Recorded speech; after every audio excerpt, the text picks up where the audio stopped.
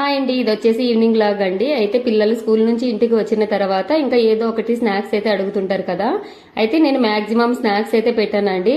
ఎందుకంటే morning lunch box తీసుకెళ్ళింటారు, కానీ అదేమో ఆఫ్టర్నూన్ కల్లా చల్లగా అయిపోయి ఉంటుంది. ఇంకా అది సగం తిని సగం రిటర్న్ తీసుకొస్తారు. ఇంకా వాళ్ళ సగం కడుపు నిండి ఉంటుంది. అలాంటప్పుడు స్నాక్స్ కనుక పెట్టామనుకోండి, పిల్లలకి హెల్త్ అంత మంచిది కాదు అన్నట్టు నేనైతే డైలీ ఈవినింగ్ టిఫినే పెడతాను పిల్లలకైతే. ప్రతిరోజు లాగానే ఇంకా చపాతీ అండ్ క్యారెట్ ఫ్రై అయితే ప్రిపేర్ చేశానండి. కానీ అన్నా చెల్లెలు ఇద్దరు ఒకే మాట మీద ఉన్నారనమాట.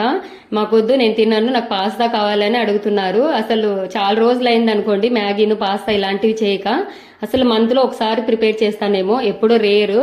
కానీ ఇవాళ ఎందుకో పిల్లలకి పాస్తా తినాలనిపించింది.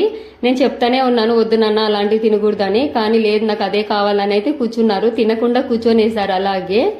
ఇంకా వాళ్ళు తినకుండా కూర్చుంటే అమ్మ మనసు ఆగదాయే. ఇంకేం చేస్తాం, చేసేదేం లేక ఇంకా వాళ్ళ ఇష్ట ప్రకారమే పాస్తా అయితే ప్రిపేర్ చేసి ఇచ్చాను.